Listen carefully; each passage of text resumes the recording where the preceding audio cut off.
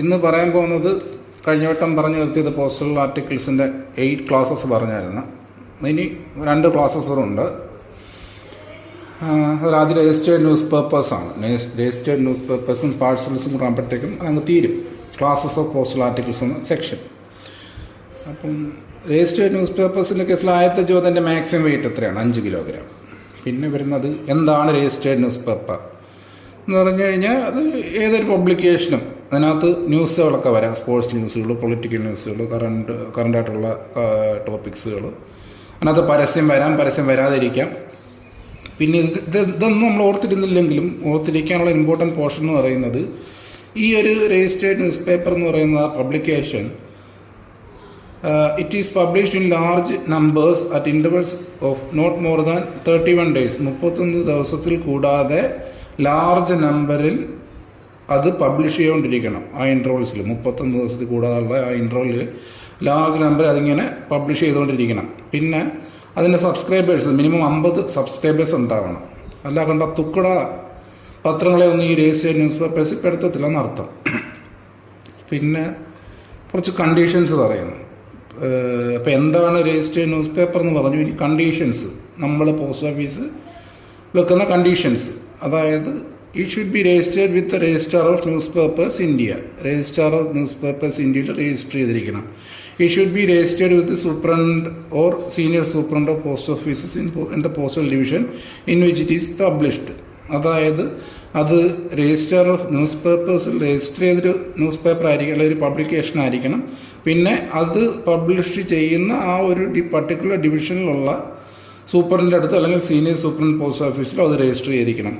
ആ ഒരു സൂപ്പറിൻ്റെ അടുത്തോ അല്ലെങ്കിൽ സീനിയർ സൂപ്പറിൻ്റെ അടുത്തോ രജിസ്റ്റർ ചെയ്യുക എന്ന് പറയുന്നത് ഫ്രീ ഓഫ് കോസ്റ്റ് ആണ്. ആ രജിസ്ട്രേഷന് പൈസയൊന്നും ആവശ്യമില്ല. പിന്നെ പറയുന്നത് പിന്നെ കുറച്ച് അത് അതിൻ്റെ അപ്പിയറൻസിലുള്ള കണ്ടീഷൻ പറയാണ്. അതിൻ്റെ ഫസ്റ്റ് പേജിലോ ലാസ്റ്റ് പേജിലോ അങ്ങനെ ഏതെങ്കിലും ഒരു കൺവീനിയൻ്റ് ആയ പ്ലേസിൽ രജിസ്റ്റേർഡ് എന്ന പദം ഉണ്ടായിരിക്കണം. Followed by the registration number, അതായത് 2 രജിസ്ട്രേഷൻ നമ്പരും, അതായത് register of newspapers India കൊടുത്ത ഒരു രജിസ്ട്രേഷൻ നമ്പറിട്ട് അതും ഉണ്ടാവണം. ആ ഒരു പർട്ടിക്കുലർ ഡിവിഷനിലെ സൂപ്രണ്ടോ അല്ലെങ്കിൽ സീനിയർ സൂപ്രണ്ട് പോസ്റ്റ് ഓഫീസിൽ രജിസ്റ്റർ ചെയ്തതിൻ്റെ വക കിട്ടിയ ഒരു രജിസ്ട്രേഷൻ നമ്പറോ ഉണ്ടാവും, അതും ഉണ്ടായിരിക്കണമെന്ന് പറയുന്നു. പിന്നെ വാലിഡിറ്റി ഓഫ് രജിസ്ട്രേഷൻ 3 years. സൂപ്രണ്ടോ അല്ലെങ്കിൽ സീനിയർ സൂപ്രണ്ട് പോസ്റ്റൽ ഡിവിഷൻ ഒരു രജിസ്ട്രേഷൻ കൊടുക്കുമല്ലോ, അതിൻ്റെ വാലിഡിറ്റി എന്ന് പറയുന്നത് 3 വർഷമാണ്. Application of the first registration should be accompanied by 2 copies of the latest issue of the newspaper sought to be registered. അതായത് അങ്ങനെ ആപ്ലിക്കേഷനായിട്ട് നമ്മൾ first ഒരു ന്യൂസ് പേപ്പർ ആപ്ലിക്കേഷന് വേണ്ടിയിട്ട് ആ ഒരു പർട്ടിക്കുലർ ഡിവിഷനിലെ സൂപ്രണ്ടോ അല്ലെങ്കിൽ സീനിയർ സൂപ്രണ്ടോ പോസ്റ്റ് ഓഫീസിലോട്ട് ചെല്ലുമ്പോഴത്തേക്കും 2 copies ഓഫ് ദ അവരുടെ ആ ഒരു പബ്ലിക്കേഷൻ്റെ ലേറ്റസ്റ്റ് ഇഷ്യൂവിൻ്റെ 2 copies കൊണ്ട് ചെല്ലണമെന്ന് പറയുന്നു. ആപ്ലിക്കേഷൻ രജിസ്ട്രേഷന് വേണ്ടി ആപ്ലിക്കേഷൻ കൊടുക്കുമ്പോഴേ. പിന്നെ ഈ ഒരു രജിസ്റ്റേർഡ് ന്യൂസ് പേപ്പർ പോസ്റ്റ് ഓഫീസിൽ കൊണ്ട് അടയ്ക്കുന്നതിന് അല്ലെങ്കിൽ കൊണ്ട് പോസ്റ്റ് ചെയ്യുന്നൊരു നിശ്ചിത സമയം ഇങ്ങനെ അലോട്ട് ചെയ്ത് കൊടുത്തിട്ടുണ്ട്. ആ സമയത്ത് തന്നെ കൊണ്ടിങ്ങനെ അടയ്ക്കണം, അല്ല തോന്നുന്ന കൊണ്ടിങ്ങനെ അടയ്ക്കാൻ ഒക്കത്തില്ല. അപ്പോൾ അതിനെന്തെങ്കിലുമൊക്കെ ചേഞ്ച് വരുവാണെങ്കിൽ a clear notice of 3 days shall be given to the post master of the place in case of any change is decide in the dates or days of postings or specified. 3 days, അതായത് 3 ദിവസത്തിനുള്ളിൽ ഒരു notice ആ ഒരു specified post മാസ്റ്റർക്ക് കൊടുത്തിരിക്കണം ആ ഒരു ചേഞ്ചിനെ കുറിച്ചുള്ള. പിന്നെ ആ ഒരു സ്പെസിഫിക് ഡേറ്റിന് കൊടുത്തിരിക്കുന്നു പറഞ്ഞല്ലോ ആ ഒരു രജിസ്റ്റേർഡ് ന്യൂസ് പേപ്പർ കൊണ്ട് പോസ്റ്റ് ചെയ്യാനായിട്ട്. അത് ആ ഒരു ടൈം അല്ലെങ്കിൽ ആ ഒരു ടൈം സ്ലോട്ട് അൾട്ടർ ചെയ്യാനുള്ള അധികാരം സൂപ്രണ്ടോ അല്ലെങ്കിൽ സീനിയർ സൂപ്രണ്ടോ മാത്രമാണ് ഉള്ളത്. പിന്നെ ഒരു ഡെപ്പോസിറ്റ് കെട്ടിവെക്കണം ആ ഒരു ന്യൂസ് പേപ്പറിൻ്റെ ഓണർ അല്ലെങ്കിൽ ആരാണോ പോസ്റ്റ് ചെയ്യുന്നത് ആ ഒരു ആള്.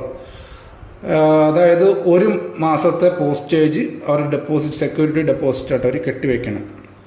ഇതെല്ലാം അതിൻ്റെ കണ്ടീഷൻസാണ്. പിന്നെ വിൻഡോയിൽ കൊണ്ട് കൊടുക്കുമ്പോഴത്തേക്ക് ഇൻവോയ്സ് കൊടുക്കണം. അതായത് ഇങ്ങനെ ന്യൂസ് പേപ്പേഴ്സ് കൊണ്ട് പോസ്റ്റ് ചെയ്യാണല്ലോ, അത് ലാർജ് നമ്പർ ആണല്ലോ. അപ്പോൾ അവർ ഇൻവോയ്സ് അവിടെ കൊണ്ടുപോകണം, ഡ്യൂപ്ലിക്കേറ്റ് ഫോം. അത് രണ്ട് കോപ്പി ആയിട്ട് ഇൻവോയ്സ് എന്ന് പറഞ്ഞാൽ എത്ര ഡീറ്റെയിൽസ് ഓഫ് പോസ്റ്റിംഗ് എത്ര ഉണ്ട് ഏതൊക്കെ ഉണ്ടെന്നുള്ള ഒരു ഇൻവോയ്സ്, അത് 2 കോപ്പി ഉണ്ടാവണം. ഒരു കോപ്പി നമ്മൾ സൈൻ ചെയ്തിട്ട് അയാൾക്ക് തിരിച്ചു കൊടുക്കും, ഒരു കോപ്പി നമ്മൾ സൂക്ഷിക്കുക ചെയ്യുക.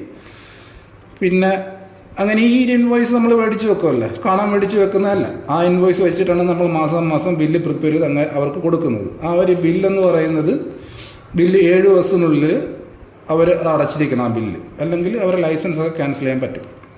അപ്പോൾ ഇത്രയുള്ള registered news papers. Maximum wait 5 kilo എന്ന് പഠിക്കണം. രജിസ്റ്റേഡ് ന്യൂസ് പേപ്പർ 31 ദിവസത്തിനുള്ളിൽ 30 ദിവസത്തിൽ കൂടാത്ത ഒരു നോട്ട് മോർ ദാൻ 31 ഡേയ്സിൽ കൂടാത്ത ഒരു ഇൻ്റർവെല്ലിൽ അത് റിപ്പീറ്റായിട്ട് പബ്ലിഷ് ചെയ്യുന്ന ഒരു പബ്ലിക്കേഷൻ ആയിരിക്കണം ഇത്. പിന്നെ എൻ്റെ സബ്സ്ക്രൈബേഴ്സ് മിനിമം 50 ഉണ്ടായിരിക്കണം. പിന്നെ രണ്ടിടത്ത് രജിസ്റ്റർ ചെയ്യണം, രജിസ്ട്രാർ ഓഫ് ന്യൂസ് പേപ്പേഴ്സ് ഇന്ത്യയിലും, പിന്നെ അത് പബ്ലിഷ് ചെയ്യുന്ന പർട്ടിക്കുലർ ഡിവിഷനിലെ പോസ്റ്റൽ ഡിവിഷനിലെ സൂപ്രണ്ടങ്ങളിൽ സീനിയർ സൂപ്രണ്ട് പോസ്റ്റ് ഓഫീസിലും ഈ 2 രജിസ്ട്രേഷൻ നമ്പരും ആ ഒരു പബ്ലിക്കേഷനത്തിൽ ഉണ്ടാവണം. രജിസ്റ്റേർഡ് എന്ന വാക്കുണ്ടാവണം ഫസ്റ്റ് പേജിലോ ലാസ്റ്റ് പേജിലോ. നമ്മുടെ സൂപ്രണ്ടെങ്കിൽ സീനിയർ സൂപ്രണ്ട് പോസ്റ്റ് ഓഫീസിൽ നിന്ന് കിട്ടുന്ന രജിസ്ട്രേഷൻ്റെ കാലാവധി 3 വർഷമാണ്. ആ രജിസ്റ്റർ ചെയ്യുന്നതിന് ഫീ ഒന്നുമില്ല. പിന്നെ 1 മാസത്തെ പോസ്റ്റേജ് ഡെപ്പോസിറ്റ് കെട്ടിവയ്ക്കണം. പിന്നെ ബില്ല് 7 ദിവസം അടച്ചില്ലെങ്കിൽ 7 ദിവസം അടയ്ക്കണം. ഓക്കെ, അപ്പോൾ ഇത്രയാണ് അതിനകത്ത് പഠിക്കാനുള്ളത്. അടുത്തത് പാഴ്സൽസ് ആണ്. പാഴ്സൽസ് എന്ന് പറയുമ്പോഴത്തേക്കും anything may be send in a parcel which is not prohibited. അതായത് ഇന്ത്യ പോസ്റ്റ് വഴി അയക്കരുത്, അതായത് പ്രൊഹിബിറ്റ് ചെയ്തിട്ടുള്ള അതൊഴിച്ച് ബാക്കിയെല്ലാം നമുക്ക് പാഴ്സലായിട്ട് അയക്കാം. അതിനകത്ത് ഒരു സിംഗിൾ റിട്ടേൺ കമ്മ്യൂണിക്കേഷൻ വയ്ക്കാം, ഒരു ലെറ്ററിൻ്റെ രൂപത്തിലുള്ള സിംഗിൾ റിട്ടേൺ കമ്മ്യൂണിക്കേഷൻ വയ്ക്കാം. പിന്നെ പക്ഷെ ഒറ്റ എണ്ണ വെക്കുകയുള്ളൂ. നമ്മൾ അതെന്തെങ്കിലും അഡീഷണൽ ലെറ്റർ ഒന്നിൽ കൂടുതൽ റിട്ടേൺ കമ്മ്യൂണിക്കേഷൻ ഉണ്ടെന്ന് സംശയിക്കപ്പെട്ടാൽ അത് അഡ്രസ്സിയുടെ സാന്നിധ്യത്തിൽ തുറന്നിട്ട് ഓരോ അഡീഷണൽ ലെറ്ററിനും ഡബിൾ ദ പോസ്റ്റേജ് വെച്ച് നമ്മൾ ചാർജ് ചെയ്യും. Double the letter postage charge നമ്മൾ ഈടാക്കും ഫൈനായിട്ട്. അടുത്തത് കുറച്ച് റെസ്ട്രിക്ഷൻസ് പറയുകയാണ്. Unregistered parcel should not exceed 4 കിലോഗ്രാമിൽ കൂടരുത്. അൺരജിസ്റ്റേർഡ് പാഴ്സൽ 4 കിലോഗ്രാമിൽ കൂടിയ പാഴ്സൽ രജിസ്റ്റർ ചെയ്തിരിക്കണം എന്നൊരു റൂളുണ്ട്. അതുകൊണ്ട് unregistered parcel should not exceed 4 kilograms. അത് ഓർത്തിരിക്കുക. പിന്നെ അല്ലാതുള്ള രജിസ്റ്റേർഡ് പാഴ്സലിൻ്റെ വെയിറ്റ് റെസ്ട്രിക്ഷൻ BOയിൽ നിന്നോ BOയിലേക്കോ ഉള്ള പാഴ്സലാണെങ്കിൽ 10 കിലോഗ്രാമിൽ കൂട്ടരുത്. ബാക്കിയുള്ള SOയിലും HOയിലും ഒക്കെ SOയിൽ നിന്നും HOയിലേക്ക് SO അവർ അങ്ങോട്ട് SOയിലും HOയിൽ നിന്നോ അല്ലെങ്കിൽ HOയിലോട്ടോ SOയിലോട്ടോ പോകുന്ന പാഴ്സൽ മാക്സിമം 20 കിലോഗ്രാം വരെ വരാം. പിന്നെ length of a parcel should not exceed 1 meter. പാഴ്സലിൻ്റെ ലെങ്ത് എന്ന് പറഞ്ഞ നീളം എന്ന് പറയുന്നത് 1 meter കൂടരുത്. പിന്നെ ലെങ്ത് പ്ലസ് ഗർത്ത് എന്ന് പറയുമ്പോൾ ആഴം കനം എന്നൊക്കെ വരും. ലെങ്തും plus girth should not exceed 1.80 meters. ആ ലെങ്തും ഗർത്തും കൂടെ കൂട്ടുമ്പം 1.80 meters കൂടരുത്. പിന്നെ അടുത്ത നേരത്തെ റിഡക്ഷൻ ഫീ എന്ന് പറയുന്നത് ആക്ച്വൽ പോസ്റ്റേജിൻ്റെ 50%. പിന്നെ ഹോം ഡെലിവറി ചാർജസ് ഉണ്ട് പാഴ്സലിൻ്റെ കേസിൽ. 5 കിലോഗ്രാമിൽ കൂടുതലുള്ള പാഴ്സലിന് 5 രൂപ ചാർജ് മേടിക്കും. അത് നമ്മൾ ഓർത്ത് വയ്ക്കുക എളുപ്പമാണ്. കാരണം ഇവിടെ 4 കിലോഗ്രാമിൽ കൂടിയാൽ രജിസ്റ്റർ ചെയ്യണം. ആ 4 അപ്പോൾ 4ഉം 5ഉം അങ്ങനെ നമ്മൾ കണക്ട് ചെയ്ത് ഓർത്ത് വയ്ക്കുക. അല്ലെങ്കിൽ ഇതൊക്കെ മാറിപ്പോകും. നമ്മൾ ചിലപ്പോൾ 4ആണോ 5ആണോ എന്നുള്ളതൊക്കെ നമുക്ക് തിരിഞ്ഞു പോകും. അതുകൊണ്ട് 4 കിലോഗ്രാം വരെ അൺരജിസ്റ്റേർഡ് പാഴ്സൽ വെയിറ്റ് വരാം. 5 കിലോഗ്രാമിൽ കൂടിയ ഹോം ഡെലിവറി ചാർജ് വരും. അത് 5 രൂപയാണ്. പിന്നെ അടുത്തത് മാനർ ഓഫ് പ്രീപേയിങ് പോസ്റ്റേജ്. എങ്ങനെയൊക്കെ പോസ്റ്റേജ് വരുന്നത് പാഴ്സൽ പറഞ്ഞാൽ പോസ്റ്റേജും വരും. പിന്നെ രജിസ്ട്രേഷൻ ഫീസും വരും രജിസ്റ്റേർഡ് പാഴ്സലായിട്ട് അയക്കുന്നതെങ്കിൽ. അപ്പോൾ അതേ ഉള്ളതിനകത്ത് ഓർത്തിരിക്കാം. പാഴ്സലിന് പോസ്റ്റേജ് വരും. രജിസ്റ്റർ ചെയ്യുകയാണെങ്കിൽ രജിസ്ട്രേഷൻ ഫീ കൂടെ വരും. പോസ്റ്റേജ് പ്ലസ് രജിസ്ട്രേഷൻ ഫീ. പിന്നെ ലെറ്റർ വിൻഡോയിൽ നമ്മുടെ പോസ്റ്റ് ഓഫീസിലെ വിൻഡോയിൽ തന്നെ കൊണ്ടത് പോസ്റ്റ് ചെയ്യണം പാഴ്സൽ എന്ന് പറയുന്നത്. ലെറ്റർ ബോക്സിൽ കൊണ്ട് പാഴ്സലിട്ട് തള്ളുവാണെങ്കിൽ എന്താ പറ്റും?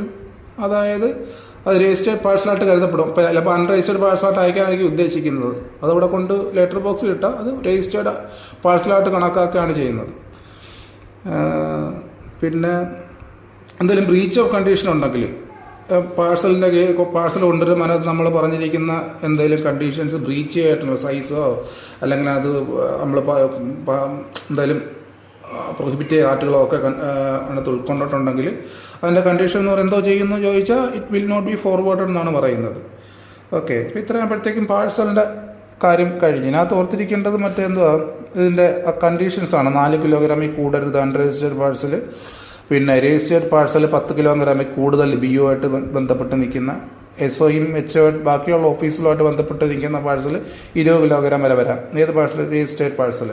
പിന്നെ ലെങ്ത് 1 മീറ്റർ കൂടരുത്. അത് ഓർത്തിരുന്നാൽ മതി. മറ്റേ 1.80 ഓർത്തിരുന്നില്ലല്ലോ. റീഡയറക്ഷൻ ഫീ പോസ്റ്റ് അതിൻ്റെ പകുതിയാണ് മേടിക്കുന്നത്. ഹോം ഡെലിവറി ചാർജ് ഉണ്ട്. 5 കിലോ കൂടുതലുള്ള പാഴ്സൽ 5 രൂപയായിട്ട് മേടിക്കും. ഇത്ര ഓർത്തിരുന്നാൽ മതി. ഓക്കെ. പിന്നെ ലെറ്റർ ബോക്സിൽ കൊണ്ടുവിടുന്ന പാഴ്സൽ രജിസ്റ്റേർഡ് പാഴ്സലായിട്ട് കണക്കാക്കപ്പെടും, ചാർജ് ചെയ്യപ്പെടും. ഓക്കെ, അത്രയേ ഉള്ളൂ. അപ്പോൾ അത്രയാകുമ്പോൾ പാഴ്സലും തീർന്നു. അടുത്തത് രജിസ്ട്രേഷനാണ്. രജിസ്ട്രേഷൻ നമ്മൾ ആർട്ടിക്കിളൊക്കെ രജിസ്റ്റർ ചെയ്യത്തില്ലേ? എന്ത് രജിസ്റ്റേർഡായിട്ട് അയക്കുന്നതിന് ഗുണം എന്ത് നമുക്കറിയാം. അത് പിന്നെ തിയററ്റിക്കലായിട്ട് പറയുന്നത് കുറച്ച് സുരക്ഷ ഉണ്ടാവും, മോർ സെക്യൂർ ആണ്. റെക്കോർഡ് ആറ്റ് ആൾ സ്റ്റേജസ്, അതായത് ഒരു ട്രാക്കിംഗ് ഉണ്ട്. ഓരോ പോയിന്റിലും രജിസ്റ്റേർഡ് അയച്ച ട്രാക്കിംഗ് ഉണ്ട്. അല്ല, രജിസ്റ്റേർഡ് ചെയ്ത് അയക്കുന്ന ആർട്ടിക്കിളിന് വല്ല ട്രാക്കിംഗ് ഉണ്ടോ? അതെവിടെ പോയെന്നോ ആര് കൊണ്ടുപോയെന്നോ വല്ല റെക്കോർഡോ ഉണ്ടോ? ഇല്ല. രജിസ്റ്റേർഡ് ആർട്ടിക്കിൾസ് ആകുമ്പോഴത്തേക്ക് നമുക്ക് അതിൻ്റെ ട്രാക്കിംഗ് ഉണ്ട്, സുരക്ഷയുണ്ട്. പിന്നെ articles which can be registered, ഏതൊക്കെ ആർട്ടിക്കിൾ രജിസ്റ്റർ ചെയ്യാം. ഇത് പഠിച്ചില്ലെങ്കിലും ഏതൊക്കെയാണ് മസ്റ്റായിട്ട് രജിസ്റ്റർ ചെയ്യേണ്ടത് പഠിച്ചിരിക്കണം. ഇത് പഠിച്ചില്ലെങ്കിൽ അത്യാവശ്യമില്ല ഏതൊക്കെ ആർട്ടിക്കിൾ രജിസ്റ്റർ ചെയ്യാമെന്ന്. അത് ചോദ്യം വരാൻ സാധ്യത കുറവാണ്. പക്ഷേ എന്തൊക്കെയാണ് മസ്റ്റ്, അല്ലെങ്കിൽ എന്തൊക്കെയാണ് മസ്റ്റ് ഇൻഷുർ ചെയ്യേണ്ടത്, എന്തൊക്കെയാണ് അങ്ങനെ കണ്ടീഷൻ പറയുന്നത്, അത് നമ്മൾ പഠിച്ചിരിക്കണം. ഇതിനകത്തിപ്പം ജസ്റ്റ് രജിസ്റ്റർ ചെയ്യേണ്ട ആർട്ടിക്കിളുകൾ, ലെറ്റേഴ്സ് രജിസ്റ്റർ ചെയ്യാം, ഇല ലെറ്റർ കാർഡ് രജിസ്റ്റർ ചെയ്യാം, book and pattern packets register ചെയ്യാം, ബ്ലൈൻഡ് ലിറ്ററേച്ചർ പാക്കറ്റ്സ് രജിസ്റ്റർ ചെയ്യാം, പാഴ്സൽസ് ആൻഡ് ന്യൂസ് പേപ്പേഴ്സ് ഒക്കെ രജിസ്റ്റർ ചെയ്യാവുന്ന കൂട്ടത്തിൽപ്പെടുന്നതാണ്. പിന്നെ manner of registering, how to register, എങ്ങനെ രജിസ്റ്റർ ചെയ്യാം, അതൊക്കെ ബാലിശമാണ്. അതായത് ഇങ്ങനെ പോസ്റ്റ് ഓഫീസിൽ കൊണ്ടു കൊടുക്കുക, വിൻഡോയിൽ കൊണ്ടു കൊടുക്കുക, എപ്പോൾ കൊണ്ടു കൊടുക്കുക, അതിൻ്റെ രജിസ്ട്രേഷന് നിശ്ചയിച്ചിരിക്കുന്ന ആ സമയത്തിനുള്ളിൽ കൊണ്ടു കൊടുക്കുക, അവിടുന്ന് ഒരു റെസീപ്റ്റ് തരും. ഇതൊക്കെയാണ് എങ്ങനെ രജിസ്റ്റർ ചെയ്യാമെന്നുള്ള കേസിൽ വരുന്നത്. അടുത്തതാണ് ഇമ്പോർട്ടൻ്റ്, അതായത് articles for which registration is compulsory. Registration compulsory ആയിട്ടുള്ള കേസുകൾ, അത് കുറച്ച് കേസുകൾ വരുന്നുണ്ട്. അത് എഴുതി പഠിക്കുക, പാട്ട് പോലെ പഠിക്കുക, ചോദിക്കാൻ സാധ്യതയുണ്ട്. അതായത് any parcel exceeding 4 kilogram in weight, ഞാൻ പറഞ്ഞല്ലോ അൺരജിസ്റ്റേർഡ് പാഴ്സൽ 4 കിലോഗ്രാമിൽ കൂടരുത്.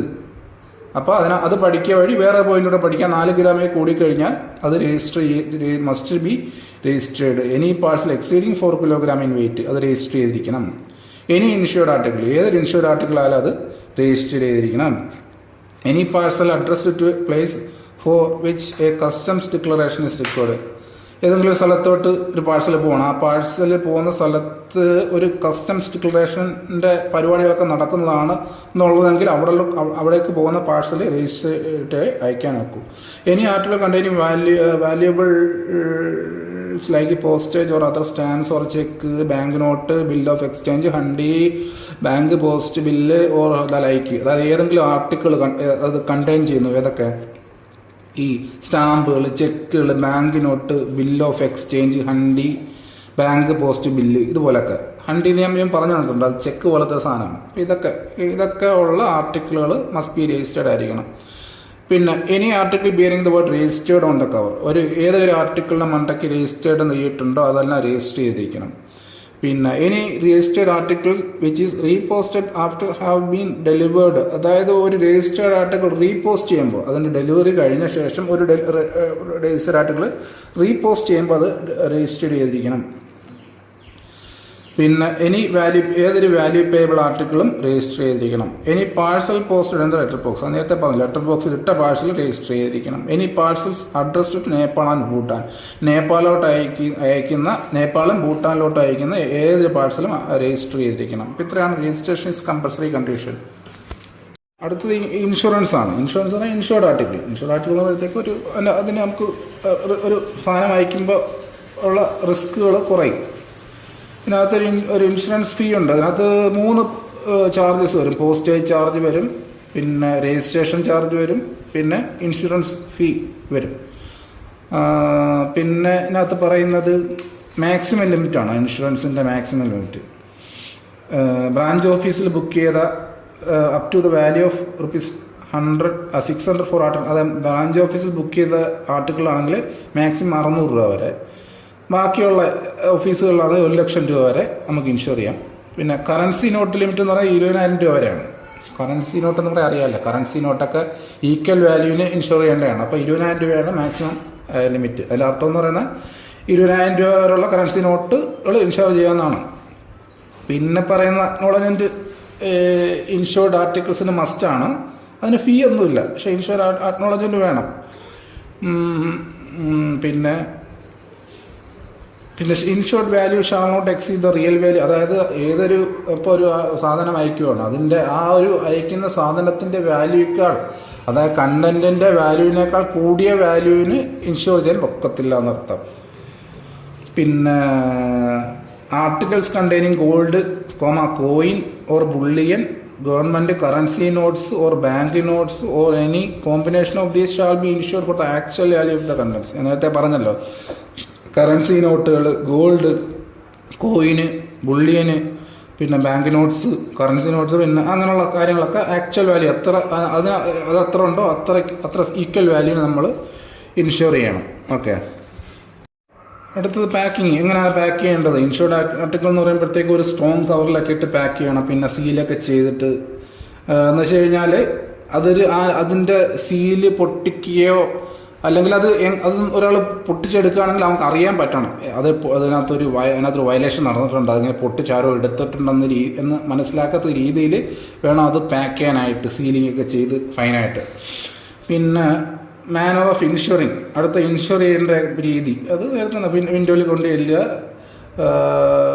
Right clearly in words and figures the insurance value without erasure on the top. അതായത് ഈ ഇൻഷുർഡ് വാല്യൂ എഴുതുന്നല്ലോ ഇൻഷുർഡ് ആർട്ടിക്കിളിനകത്ത് എത്ര തുകയ്ക്കാണ് ഇൻഷുർഡ് ചെയ്തിരിക്കുന്നത്, ആ വാല്യൂ എഴുതേണ്ടത് എവിടെയാണ്? On the top of the address side of the cover. ആ കവറിൻ്റെ അഡ്രസ് സൈഡിൻ്റെ മണ്ടയ്ക്ക്.